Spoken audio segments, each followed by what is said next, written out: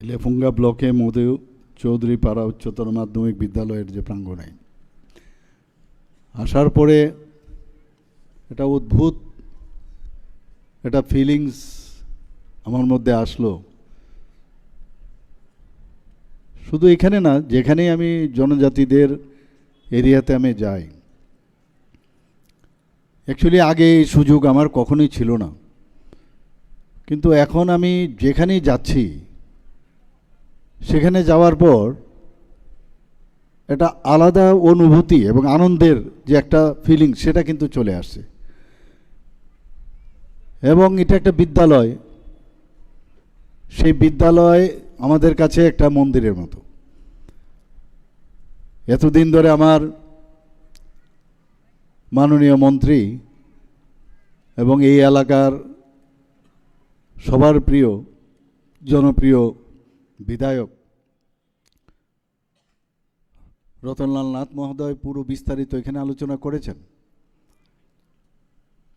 এবং উনি যেটা বলছেন বা বলার জন্য অনেকবার বলার চেষ্টা করেছেন যে আগের সরকার কি করলোটা কি এত বছর, যা করেছে সেই আগের, যদি 1948-এর কথা বলি তখন কারা চালিয়েছিল, তৎকালীন সময়ের শচীন্দ্রলাল সিংহ, আমাদের সুকুমার সেনগুপ্ত, তাদের সময়ই যা ডেভেলপমেন্ট ত্রিপুরার হয়েছিল তাদের সময় ডেভেলপমেন্ট হয়েছিল। এই যে দীর্ঘ কয়েক দশক ধরে কোনো জায়গায় বিশেষ করে শিক্ষার, স্বাস্থ্যের কোনো ধরনের ডেভেলপমেন্ট আমরা দেখতে পাইনি, যে কারণে আমাদের জন্য এই অল্প বছরের মধ্যে আমাদের পরিশ্রম কিন্তু অনেক বেশি বাড়ছে। এবং সেই ডেভেলপমেন্টের জন্য একদিকে যেমন অর্থেরও প্রয়োজন, এবং আরেক দিক দিয়ে এত কিছু ওনারা লিটিগেশন রেখে গেছেন, যে লিটিগেশন আমাদেরকে তার ভার আমাদের বইতে হচ্ছে বিভিন্ন জায়গায়, সে টিআরটিসি হোক, সে জুট মিলই হোক, বিভিন্ন জায়গায় 10,323 হোক, বা আরও যেসব নতুন নতুন বিষয়গুলো আসছে, এবং তার দায়িত্ব কিন্তু আমাদের। এমন সব সমস্যা আমাদের সৃষ্টি করেছে, কিন্তু আমাদের সরকার, আমরা চেষ্টা করছি, যেটা মাননীয় প্রধানমন্ত্রীজি বারবার বলছেন যে সবার ডেভেলপমেন্ট প্রয়োজন, বিশেষ করে জনজাতি গোষ্ঠীর ডেভেলপমেন্ট উনি বারবার বলছেন, আমরাও বলছি যে প্রায় সারা ভারতবর্ষের মধ্যে প্রায় 700 জনজাতি গোষ্ঠী আছে। এর মধ্যে ত্রিপুরাতে 19টি মেইন যে জনজাতি গোষ্ঠী, আরও প্রায় 40+ জনজাতি গোষ্ঠী সাবট্রাইবস আছে, এবং এদের অনেকে ছোট ছোট গ্রুপে চলে আসছে, অনেকে এক্সটিংক্ট হয়ে যাওয়ার উপক্রম।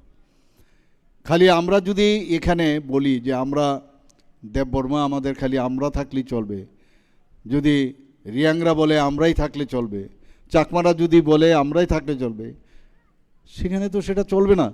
এই যে আমি যেটা বললাম যে 19টি জাতি জনজাতি গোষ্ঠী এবং অন্যান্য ছোট ছোট যে গ্রুপগুলো আছে, তাদেরকে একসাথে রেখে এই যে জাতি জনজাতি এবং আমাদের যারা মণিপুরীরা আছেন, যারা মাইনরিটি আছেন, সবাইকে মিলে যে থানসার কথাটা মাননীয় মন্ত্রী বাহাদুর একটু আগে বলার চেষ্টা করেছেন, দিস ইজ কল থানসা, যে আমরা সবাই একসাথে আমাদের থাকতে হবে, এবং এই ত্রিপুরাকে এক ত্রিপুরা, নতুন ত্রিপুরা আমরা তৈরি করব।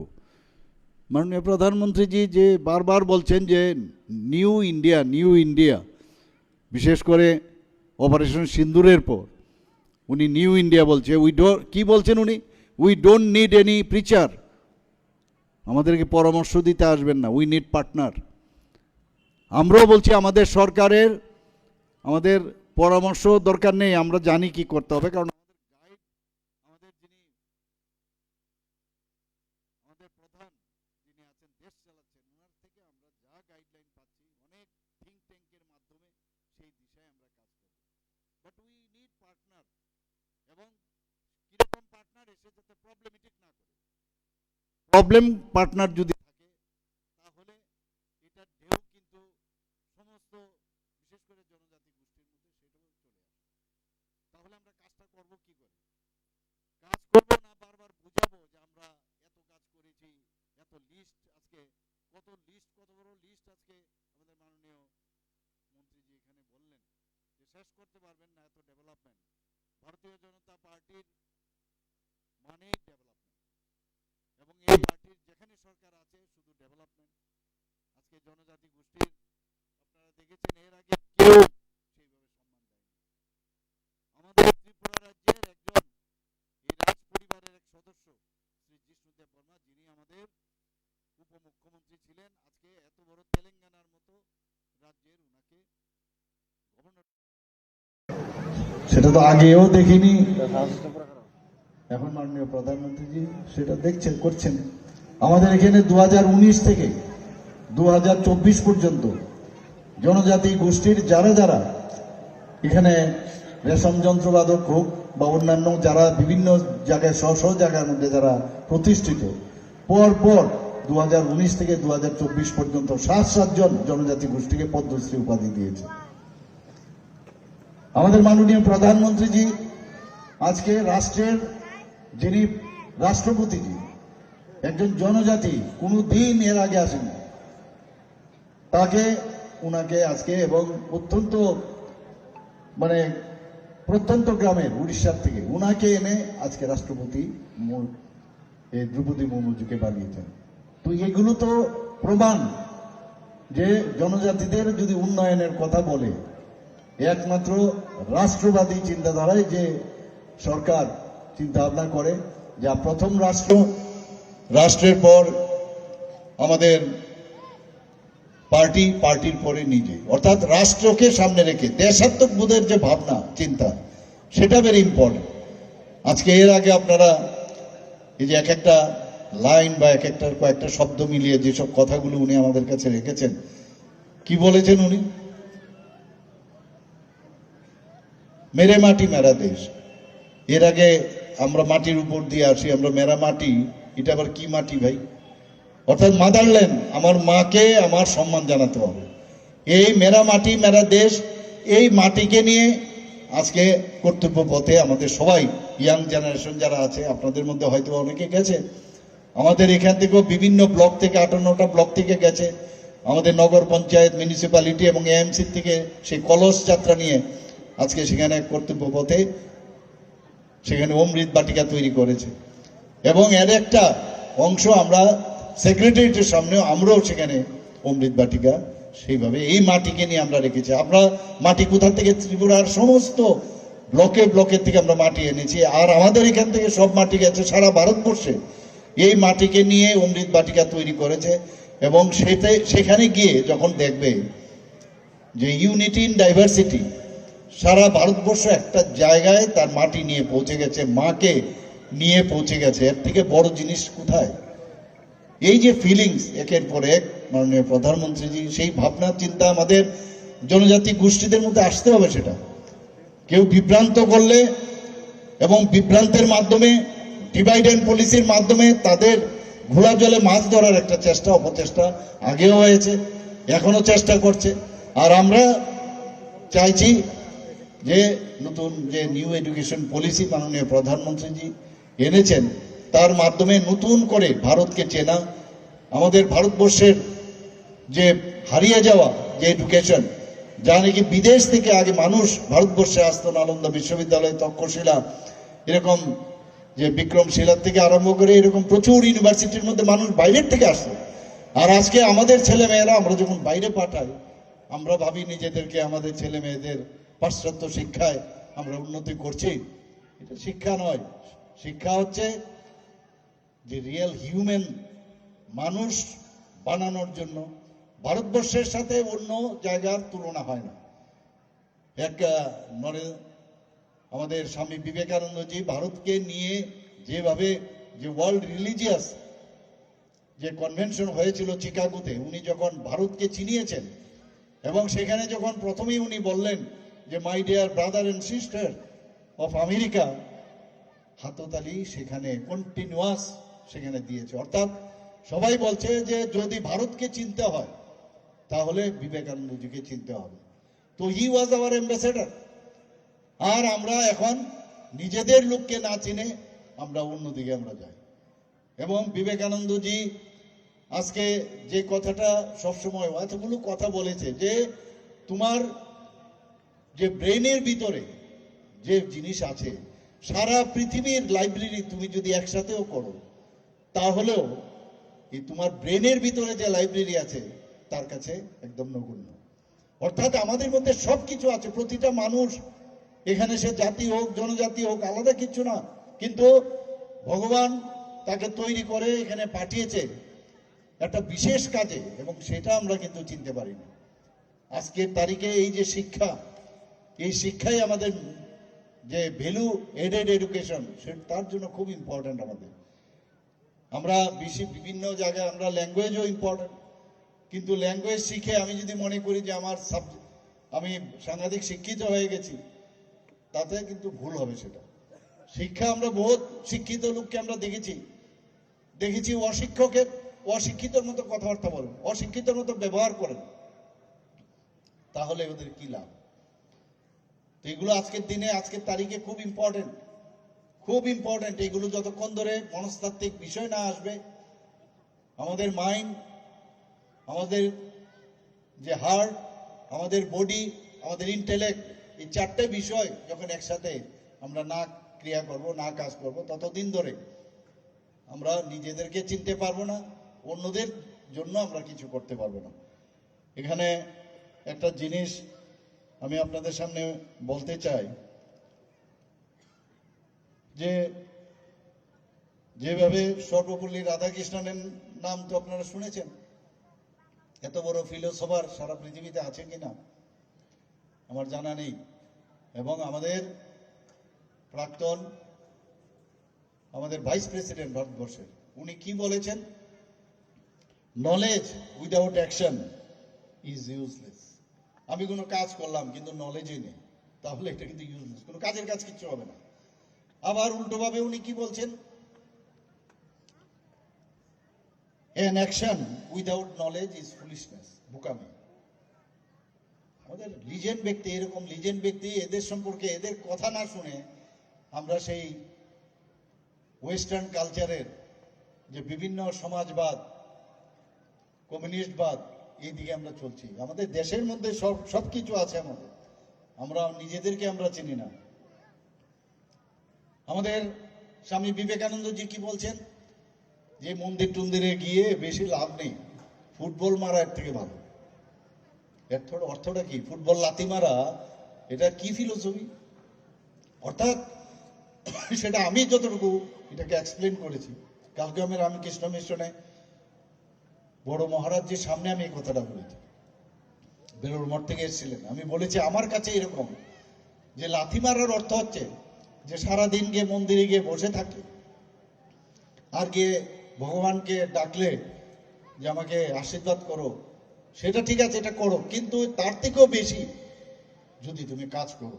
ফুটবল লাথির মানে তুমি বিভিন্নভাবে মানুষের জন্য কাজ করো, এতে করে তুমি ভগবানকে পাবে, যেটা মন্দিরে বসে তুমি প্রার্থনা করেও পাবে না। এটা হচ্ছে আমার কাছে সেটা এক্সপ্লেনেশন।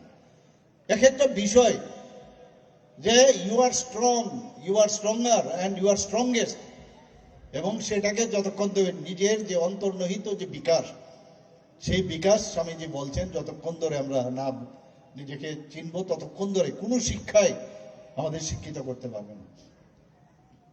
আমাদের আজকে যেহেতু আমি এখানে এসেছি, 4টি নব নির্মিত বিদ্যালয় ভবনের উদ্বোধন, এতদিন ধরে কি হয়েছিল, এইসব স্কুলগুলোকে কেন দেখা হচ্ছে না? আমাকে যেখানে যাই এতগুলো আমি উদ্বোধন করছি, এখন তো ভুলেও গেছি কতগুলো উদ্বোধন এখন অব্দি করলাম, তার অ্যামাউন্ট অফ মুখস্থ ছিল। এখন এতগুলো করছি ডেইলি যে সেগুলো বলাও মুশকিল, মনে রাখাও মুশকিল। ডেইলি আপনারা দেখছেন এই কয়েক বছরের মধ্যে আমরা কত উন্নয়ন করেছি আমরা। কারণ আপনি একটু ভাবুন, আমাদের ছেলে মেয়েরা যখন ক্লাসের জন্য আসে, আমি শুনলাম এটা প্রাইমারি সেকশনে এখন আছে, আগামী দিনে সেটাকে আলাদা করা প্রয়োজন হবে আশা করি। কিন্তু একবার ভাবুন, স্কুলে যখন ওরা রওনা দেয়, একবার ভাবে ওই স্কুলে যে যাবো, বেঞ্চিটার কথা কিন্তু মনে করে, ব্ল্যাকবোর্ডটা কিরকম আছে সেটা চিন্তা করে, সেখানে আমি বসতে পারবো, সেখানে ভাঙা চেয়ার তো নেই, ম্যাডাম কিরকম পড়াবেন, শিক্ষার ভ্যালু এডেড শিক্ষা দেবেন কিনা। তো সেই জায়গায় সে যখন বাড়ির থেকে বের হয়, যদি আমরা ওই রকম প্ল্যাটফর্ম আমরা দিতে পারি, জরাজীর্ণ এক স্কুল আজকে 1948 থেকে যদি আমরা দিয়ে থাকি, প্রায় বহু জায়গায় প্লাটিনাম জুবলি হচ্ছে বহু জায়গায়, এবং বহু জায়গায় আমরা নতুনভাবে এই বিল্ডিং আমরা তৈরি করছি। তো এত বছর ধরে জেনারেশন টু জেনারেশন কি অবস্থার মধ্যে ওরা পড়াশোনাটা করেছে, আমরা যদি পারি তারা কেন পারি না? অর্থাৎ ইচ্ছাকৃতভাবে যাতে শিক্ষার আলো মানুষের মধ্যে, বিশেষ করে জনজাতি গোষ্ঠীর মধ্যে যাতে না পৌঁছয়, এবং যা বুঝাবো তাই যেন বুঝে, তাহলে আমাদের পক্ষে সুবিধা। কাউকে বেশি শিক্ষিত করবে না, কাউকে বেশি জানতে দেবে না, কাউকে বেশি উন্নয়ন বেশি করবে না, কাউকে নিজের উপর দাঁড়াতে দেবে না, তাহলে তো কথাই শুনবে না আমাদের। আমার একটা কথা না বললেই নয় যে অনেক জায়গার মধ্যে বিজনেসম্যান, আমি উদাহরণ দিচ্ছি আপনাদের, অনেক বিজনেসম্যান মনে করে যে আমার যে কম্পিটিটর পাশে যদি আরেকটা বিজনেস, যে কোনো একটা বিজনেস, আমার যদি আরেকজন আসে তাহলে আমার বিজনেস খারাপ হয়ে যাবে, আমি মনোপলি করছি এখানে। কিন্তু এটা কিন্তু ভুল তত্ত্ব।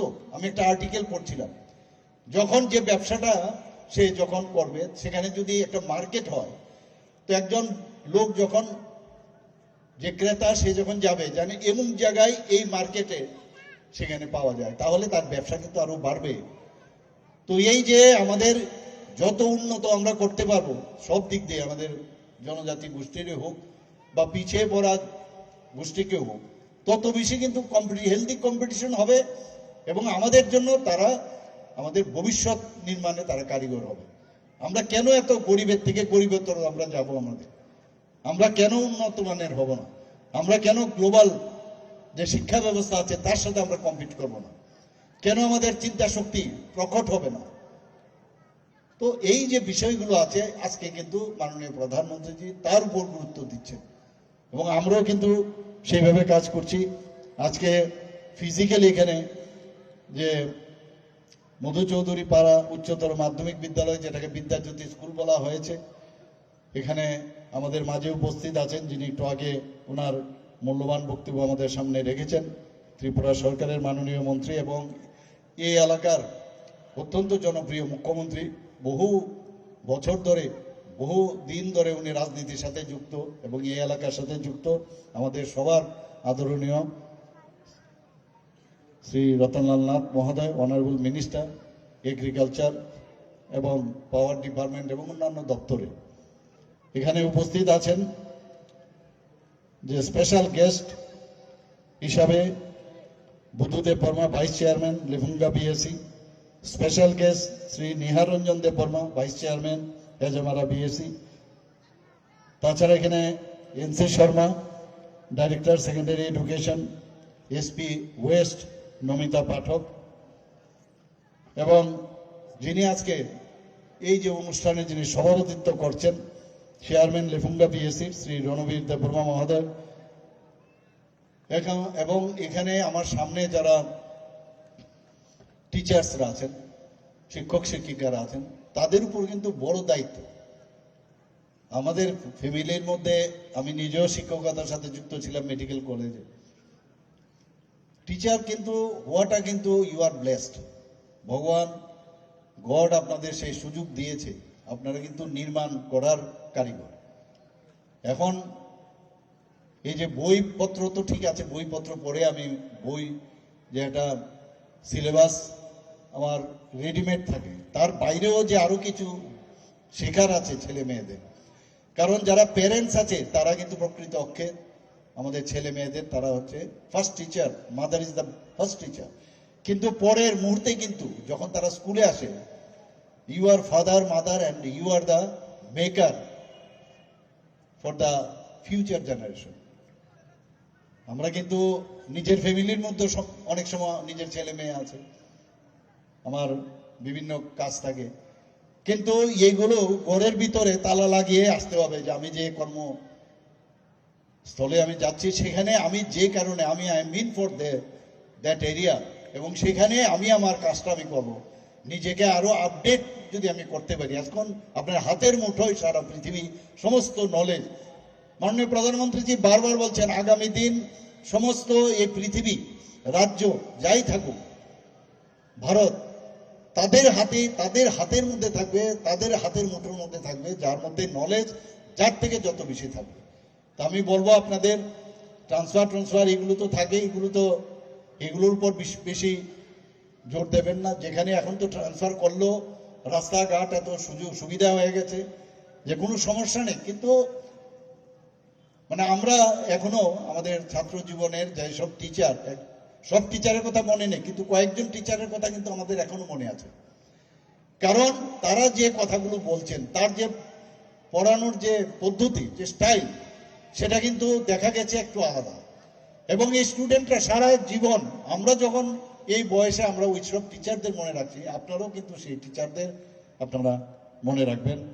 এখানে ভার্চুয়ালিও যেসব ইনগুরেশন আজকে হলো, newly constructed school building of Gopalnagar উচ্চতর মাধ্যমিক বিদ্যালয় কলতলিয়া, মোহনপুর, বেরিমুড়া উচ্চতর মাধ্যমিক বিদ্যালয় বিদ্যাজ্যোতি, তারাপুর উচ্চতর মাধ্যমিক বিদ্যালয় সিদাই, এই যে চারটে টোটাল আজকে এখানে ইনোগ্রেশন হলো। টোটাল যে খরচ হয়েছে আমাদের এডুকেশন ডিপার্টমেন্টের, ত্রিপুরা সরকারের, প্রায় 20,64 লাখ। তো এইগুলো তো আমাদের চলছে একের পর এক। আমরা অনেক টাকা তো খরচ করতেই হবে ইনফ্রাস্ট্রাকচার ডেভেলপমেন্টের জন্য। আমাদের যে এইবারের যে বাজেট, সেখানে আমরা মাননীয় প্রধানমন্ত্রী যে বারবার বলছেন যে ইনফ্রাস্ট্রাকচার যদি ডেভেলপমেন্ট না করা যায়, মানুষ কিন্তু এখানে ইনভেস্ট করতে আসবে না। মানুষ এখানে কোনো দিক দিয়ে আমরা আগামী দিনে যে মানি বিগেটস মানি যে কথাটা আছে, যে infrastructure begets money and Prestige and self reliance, এর জন্য আমরা কিন্তু ইনফ্রাস্ট্রাকচারের জন্য প্রায় 7,000 কোটি টাকা লেগেছে। কিছুদিন আগে আমি বৈঠক করেছিলাম, মার্চ মাস আসছে, আপনারা সবাই জানেন যে এখন পর্যন্ত ইনফ্রাস্ট্রাকচারে কত টাকা, কোন কোন ডিপার্টমেন্ট কত টাকা খরচ করেছে। প্রায় আমরা আগে শুনতাম যে ল্যাপস হয়ে গেছে, টাকা খরচ হয়নি। যাতে এই বিষয় না হয় তার জন্য মনিটরিং এর ব্যবস্থা খুব জোরদার আমরা করছি। সব জায়গায় ইনফ্রাস্ট্রাকচার যেন হয়। সেই আমাদের এখানে অনেক ডিগনিটারিজ এখানে উপস্থিত আছেন, আর বিশেষ করে যারা স্টুডেন্টসরা, ছেলেমেয়েরা, আমি সব জায়গায় জানি যে এই বয়সে স্টুডেন্টরা মধ্যে কিন্তু একটা অস্থির একটা ভাবনা চিন্তা থাকে। আমাদের যে কথাগুলো আছে হয়তো তারা সেইভাবে শুনতে চাইবে না, এবং যারা শুনবে তারা কিন্তু তাড়াতাড়ি ম্যাচিউরড হবে। আমি অনেক জায়গায়, কালকেও আমি বলছিলাম যেটা, যে আশ্রমে আমি গিয়েছিলাম, যে রামকৃষ্ণ আশ্রম বিবেকানন্দের মূর্তি উন্মোচন করেছিলাম, সেখানে আমি গিয়ে দেখলাম বেশিরভাগই মানে বয়স্ক লোক। তো আমি বললাম এখানে তো আজকে বিবেকানন্দকে যদি জানতে হয় এবং দেশকে যদি বারবার, উনি যে কথাটা বলছেন যে যুব সম্প্রদায়কে আমাদের হাতিয়ার করতে হবে, তো সেখানে তো যুবক কম। তো এই যে এখানে স্টুডেন্টরা আছেন, তারা কিন্তু যত বেশি তারা বুঝতে পারবে, এবং 18 থেকে এই যে 23 বছরের যে যুবক, যেটাকে নিয়ে মাননীয় প্রধানমন্ত্রীজি একটা হিউম্যান রিসোর্স বলছে, আগামী দিন যে বিষয়গুলো আসবে, যে হিউম্যান রিসোর্স কোন দেশে আছে, এবং আমাদের দেশের মধ্যে সবচেয়ে বেশি হিউম্যান রিসোর্স থাকবে, অন্যান্য দেশের হিউম্যান রিসোর্স কিন্তু অনেকটা কমে যাবে। তো এই হিউম্যান রিসোর্স সেখানে স্কিল ডেভেলপমেন্টের মাধ্যমে প্রপারলি যাতে সে ডেভেলপমেন্ট করা যায়, তার জন্য কিন্তু আমরা চেষ্টা করছি। এবং এই বিশেষ করে এই যে 16, 17, 18, 19 নিজেদেরকে আপনারা একবার চিন্তা করুন, ওই সময় একটা ট্রানজিশন পিরিয়ড। এই ট্রানজিশন পিরিয়ডে অনেক সময় মনে হয় আমার কিছু একটা করা দরকার, কোথায় গেলে আমি ঠিকভাবে আমি কোন দিশায় আমি চলবো, এর মধ্যে কিন্তু একটা টানাপড়া থাকে সমস্ত স্টুডেন্টদের মধ্যে। আমাদের যেহেতু ছিল, এটা একটা ফিজিওলজি। তো সেই জায়গায় ওই সময়ে তাদেরকে ঠিক জায়গায় তাদের প্রকৃত শিক্ষা তাদেরকে প্রপারলি নিয়ে যদি না আসা যায়, তাহলে ওই ড্রাগ এডিকশনের দিকে চলে যায়। বিভিন্ন যেসব সমাজের যেগুলো অনাকাঙ্ক্ষিত, সেই দিকে কিন্তু চলে যায়। তো আমাদেরও কিন্তু এই বয়সটা আমি বলবো ভেরি ইম্পর্টেন্ট, ভেরি মানে সেন্সিটিভ ইয়ার্স। ওই বয়সে যদি আমরা ধরতে পারি, তাহলে আগামী দিন আমাদের ছেলেমেয়েরা আমাদের ত্রিপুরার জন্য নিশ্চয়ই আগামী দিন কাজ করবেন। এখানে যারা ভার্চুয়ালিও যারা উপস্থিত আছেন তাদেরকেও আমি ধন্যবাদ দেব এখানে উপস্থিত থাকার জন্য।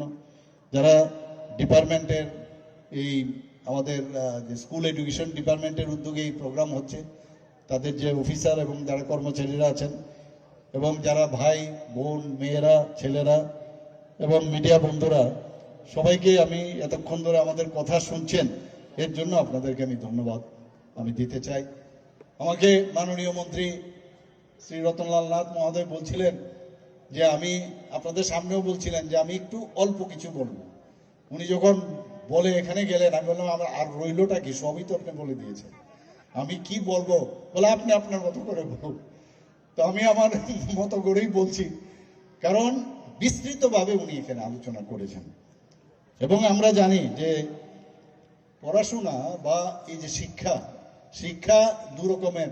শুধু পুঁথিগত শিক্ষা যদি আমরা মনে করি বা বুকওয়ার্ম যদি হই, এতে কিন্তু প্রকৃত শিক্ষা হয় না।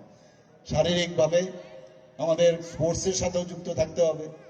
বিভিন্ন যেসব আমাদের কারিকুলাম থাকে, সেই কারিকুলামের স্কুলের বাইরেও, সিলেবাসের বাইরেও এগুলোতে যুক্ত যখন হব, তাহলেই কিন্তু আমাদের যে সামাজিকভাবে, এবং এক তো সামাজিকভাবে উন্নয়ন হব, আরেক দিক দিয়ে অর্থনৈতিকভাবেও আমরা উন্নয়ন হব, যেটাকে বলে সোশিও ইকোনমিক্যাল যে স্ট্রেংথেনিং, সেটা সম্ভব হবে।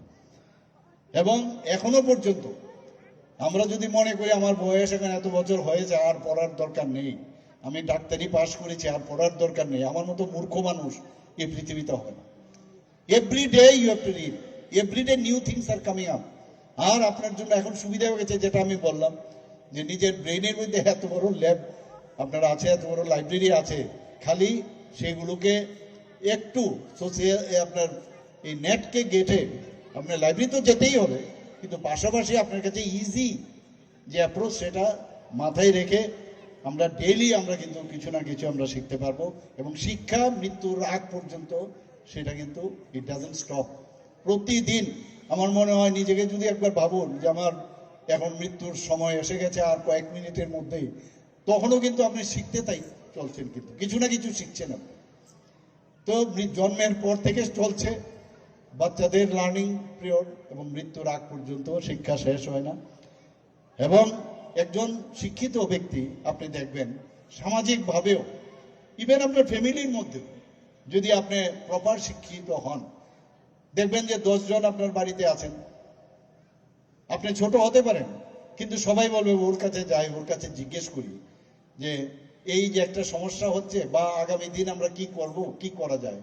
সবাই কিন্তু ওর দিকে নজর দেবে, কারণ ও প্রপারলি তার জ্ঞান অর্জন করেছে এবং সে জ্ঞান আপনার কাছে বিতরণ করছে।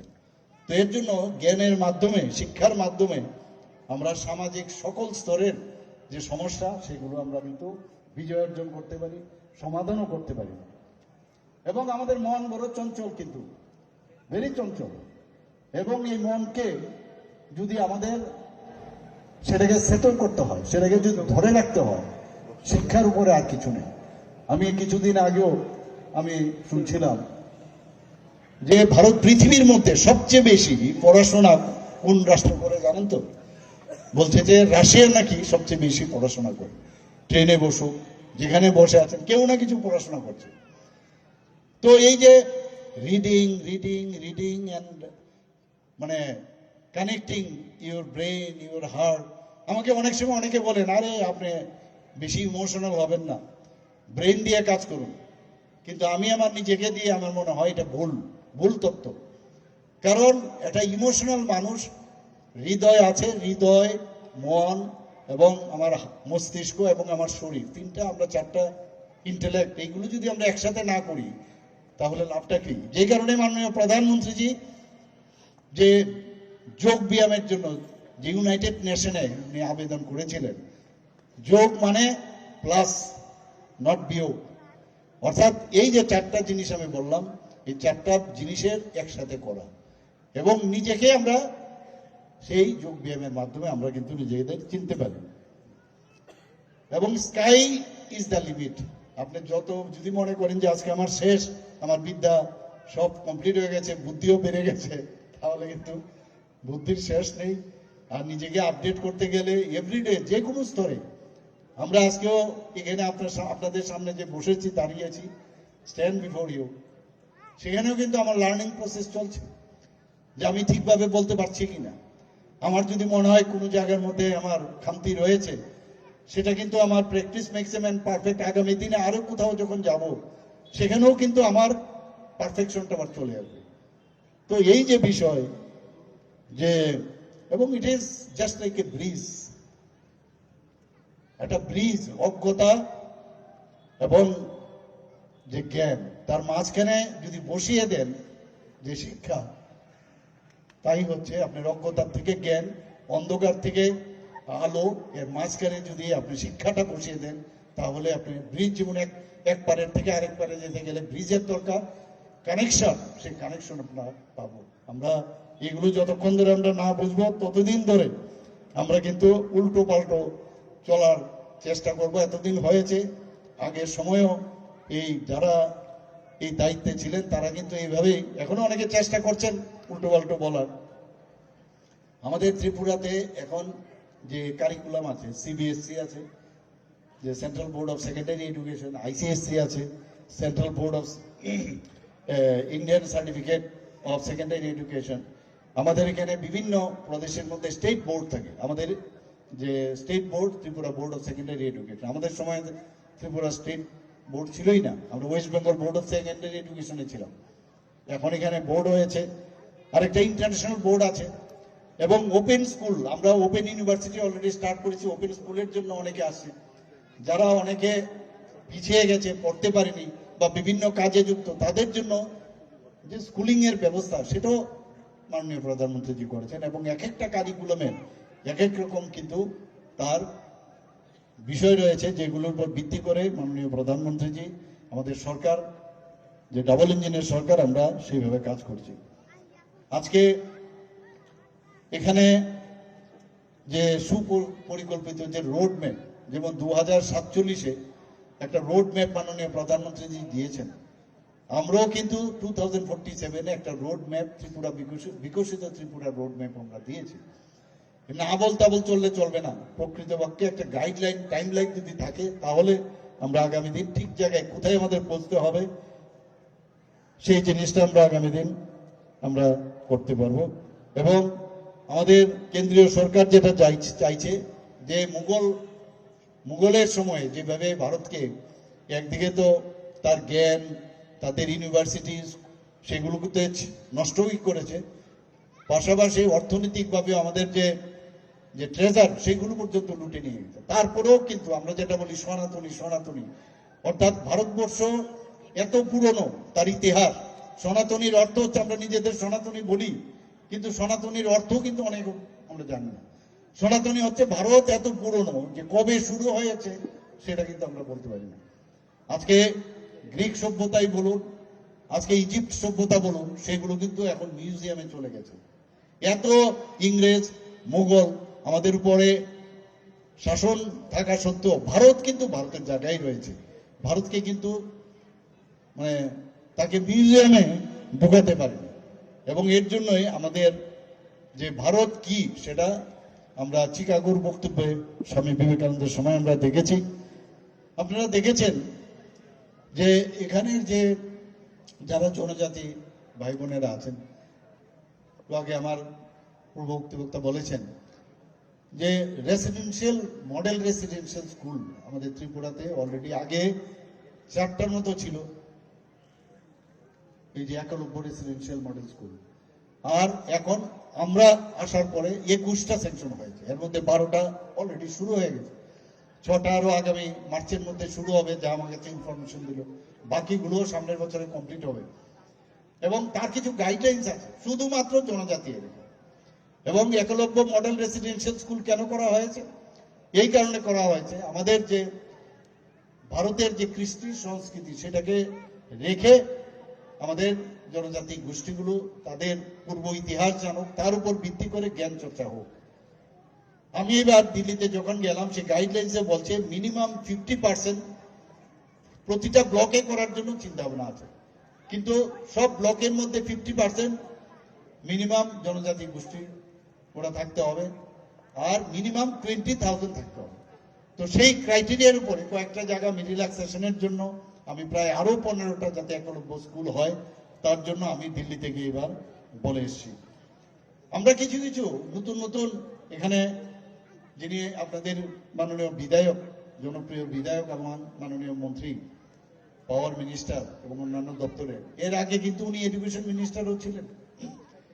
এগুলো কিন্তু উনার সময়ও কিছু শুরু হয়েছে, কিছু আমি যখন এই দপ্তরে ভার নিলাম আমরাও কিন্তু সেগুলো আমরা শুরু করেছি। নিপুণ ত্রিপুরা, নিপুণ শিক্ষাটা কি? National initiative for proficiency in reading with understanding and numerics. আমরা জানি নিজেদেরকে কিন্তু আপনি ফিরিয়ে নিতে হবে। আমরা যখন ছোট ছিলাম আমরা অঙ্ক দেখলে বাবা কি জানি না জানি কি ভয়ঙ্কর জিনিস, পড়তাম আমরা অনেক সময় আছে রিডিং পড়তে ভয় পেতাম। এর জন্য আমরা এই যে রিডিং পড়া, লেখা এবং মৌলিক স্তরে অঙ্ক কষা, যারা সেকেন্ড ইয়ারে যারা প্রাইমারি স্কুলে আছে দ্বিতীয় বর্ষে, তাদেরকে এই বেসিক শিক্ষা দেওয়ার আমরা শুরু করেছি। 2022 সালের 18 নভেম্বর এই নিপুণ ত্রিপুরা চালু করা হয়। 3 থেকে যারা 7 বছরের এই সব শিশুদের এই নিপুণ যে কার্যক্রম আমরা শুরু করেছি। একটা বিদ্যা সেতু মডিউল 7 থেকে 9 সপ্তাহের আমরা একটা ব্রিজ কোর্স আমরা শুরু করেছি। সেটা কার জন্য? যারা প্রথম শ্রেণীতে, আপনারা ভাবুন যখন ফার্স্ট কোনো স্কুলে যায়, প্রথম স্কুলে যেতে একটা ভয় ভীতি থাকে, আর এই স্কুলটা জানি কিরকম হবে। আমরা তো এরকম আছে যখন নার্সারি স্কুলে আমরা মানে স্কুলে যাওয়ার পরে একটা ক্রন্দনরত অবস্থা আমরা দেখি ছোট ছোট ছেলে মেয়েদের। এখানে কিন্তু ওই যে মানে এখানে একটা ট্রানজিশন পিরিয়ড। তো যারা ক্লাস 1-এ পড়ে সেখানে আমরা ঠিক করলাম যে একটা ব্রিজ কোর্স হবে এবং সেখানে খেলার মাধ্যমে এজিট তারা ঘরে যেরকম আছে, ঘরের মধ্যে যে খেলার চলে ওরা থাকে, খেলার চলে তাদের মধ্যে শিক্ষা দেওয়া। এবং এটা শুনে আপনারা খুশি হবেন যে এনসিইআরটি কর্তৃপক্ষ এসে এত ভূয়সী প্রশংসা করেছেন। আমি এখানে যিনি ডাইরেক্টর সাহেব আছেন ওনাদের এবং ওনার টিমকে আমি ধন্যবাদ দেবো যে এই ধরনের একটা যে বিদ্যা সেতু মডিউল এখানে শুরু করেছেন। তার মেইন উদ্দেশ্যটা কি? কেউ ধরুন অ্যাফ্লুয়েন্ট ফ্যামিলি থেকে আসছে, কেউ অত্যন্ত গরিব জায়গার থেকে এসছে, কেউ পড়াশোনার সাথে ততটা যুক্ত নয়। তো তাদেরকে একসাথে যখন এই যে অ্যাক্লিমেটাইজেশনের যে এই মডিউল, তাতে করে তারা কিন্তু নিজেদের মধ্যে একে আরেকজনের সাথে একাত্ম বোধ হবে এবং আমরা সবাই এক, ইউনিটি ইন ডাইভার্সিটি, সেই বিষয়টা কিন্তু আসবে। এবং তাদের থেকে আগামী দিনের যে আমাদের যে উদ্দেশ্য, যেটা তাদের ভিতর থেকে বের করা, সাবলীল হওয়া, সেই কাজটা আমরা করছি। আরেকটা যেটা করলাম মিশন মুকুল। মিশন মুকুল কোনটা? অঙ্গনবাড়িতে যারা টিচাররা আছেন তাদেরকে ট্রেনিং দেওয়া। কারণ আগামী দিন সেই অঙ্গনবাড়ির থেকে যারা এই বিদ্যা সেতু মডিউলে আসবে বা মানে তাদেরকে ট্রেনিং দেওয়া, যে যখন স্কুলে যাবে তাদেরকে মাঝে মাঝে এই প্রাইমারি স্কুলে নিয়ে আসা, যাতে করে তারা এই খাপ খেতে পারে পড়াশোনার ক্ষেত্রে। আরেকটা জাদুই পিঠারা পরে একটা ন্যাশনাল এডুকেশন পলিসি, সেখানে বলছে নিজেরা তৈরি করতে হবে। আমি সেদিন এই যে নিপুণ কর্নার, আমি তাদের এক্সিবিশনে গেছিলাম, বাঁশের তৈরি এত সুন্দরভাবে, বাগাডলি আমরা করি না, একটা বাগাডলি এরকম খাপ ঘরে করে এক একটা কাঠি রেখেছে, 1 2 3 4 এরকম করে রেখেছে।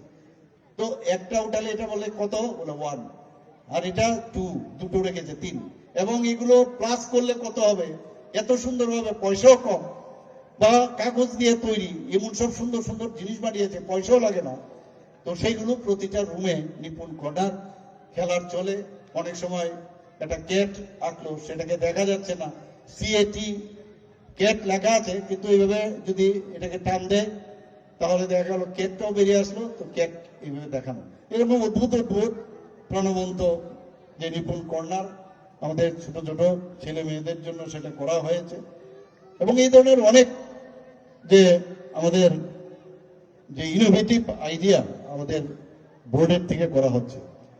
এই যে TLM অর্থাৎ টিচিং লার্নিং ম্যাটেরিয়াল, এই টিচিং লার্নিং যেটা আমি বললাম, এই নিপুণ কর্নারে এই TLM প্রোডাক্টস খুব কম পয়সায় সেটা করছে।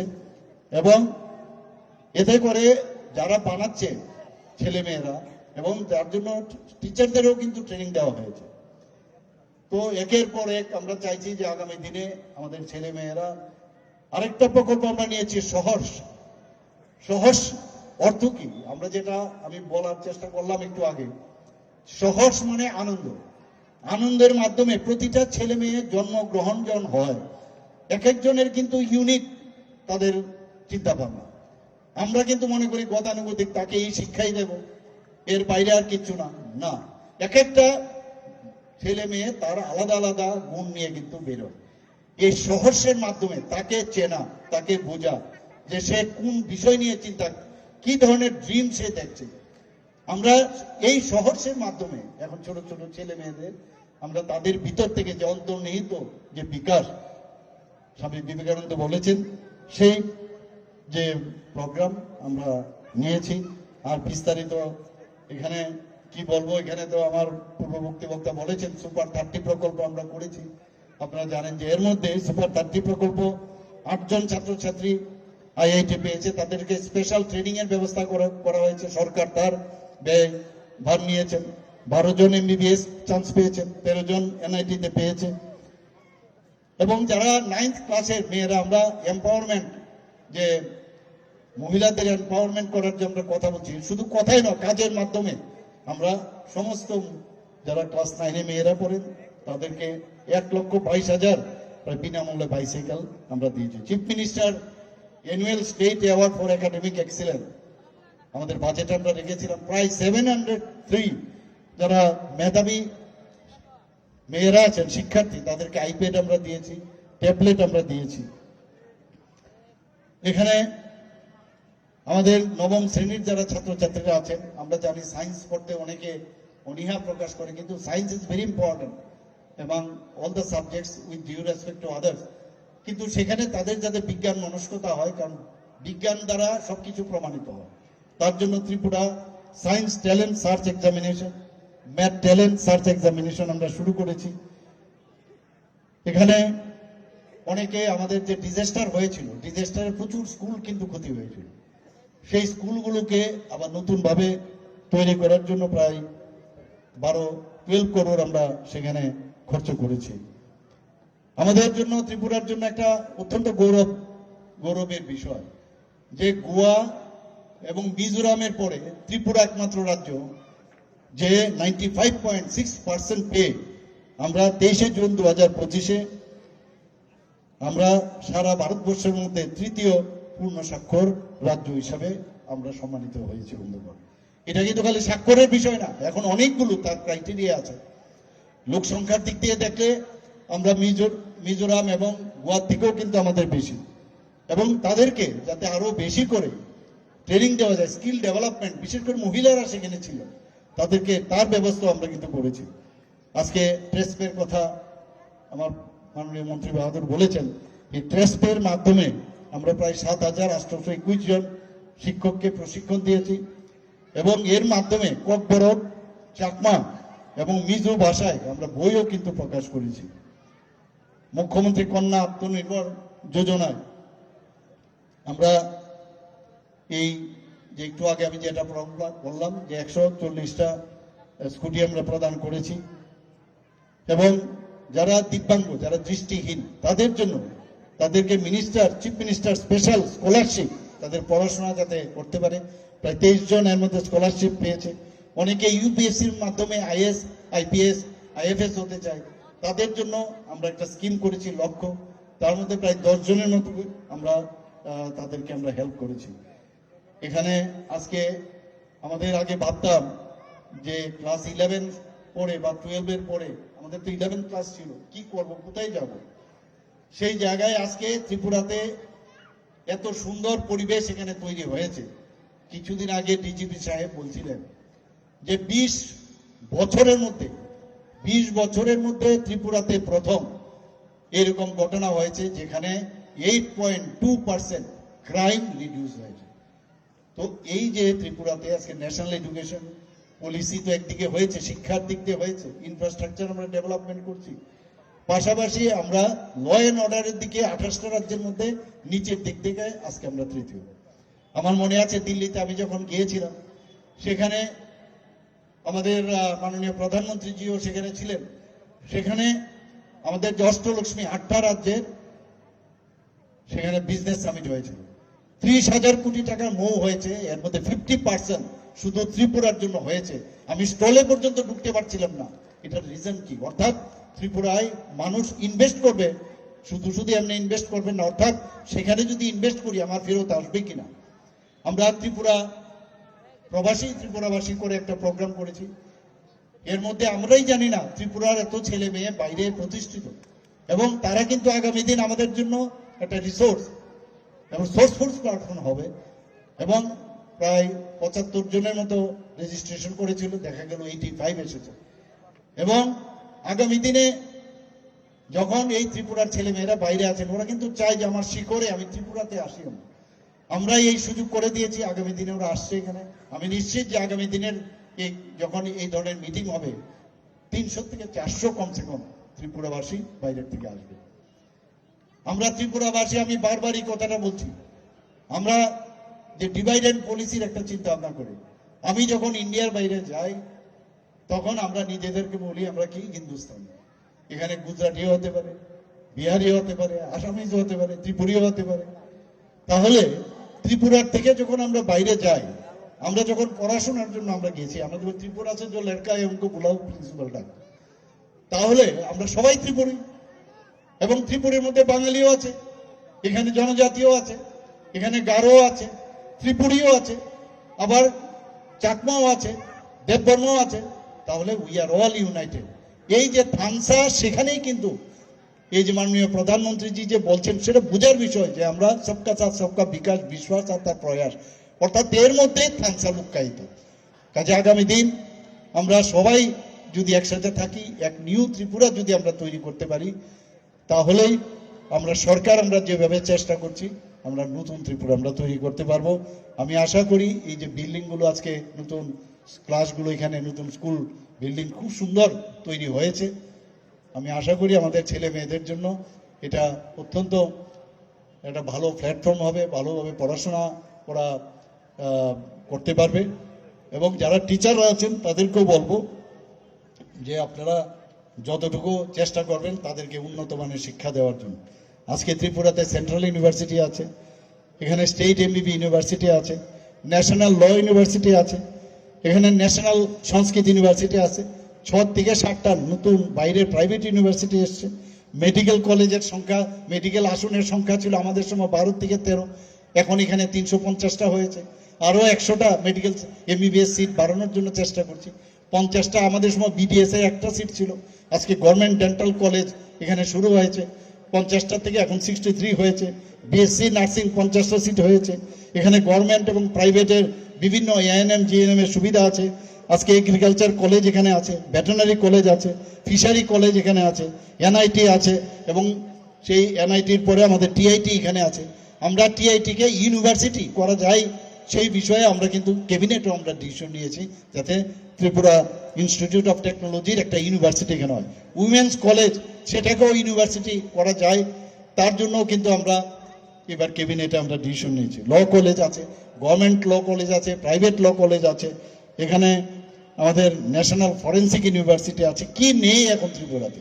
কাজেই একদিকে আমাদের ছেলে মেয়েদের বাইরে যাওয়া কথায় কথায় খুব ভালো, কিন্তু মা বাবাদের যে কত কষ্ট হয় আসা যাওয়া, সিকিউরিটি, এটা কিন্তু আজকে ত্রিপুরাতে এই যে একটা হাব, আমরা এডুকেশন হাব, আমরা হেলথ হাব ইত্যাদি তৈরি করছি, একমাত্র আমাদের ত্রিপুরাকে একটা শ্রেষ্ঠ ত্রিপুরা। মাননীয় প্রধানমন্ত্রী जी আপনারা দেখেছেন যখন वेस्ट बंगाल যখন যান, बोला आप लोग जाके देखिए त्रिपुरा में कैसे डेवलपमेंट हो रहा है, आप जाके देखिए।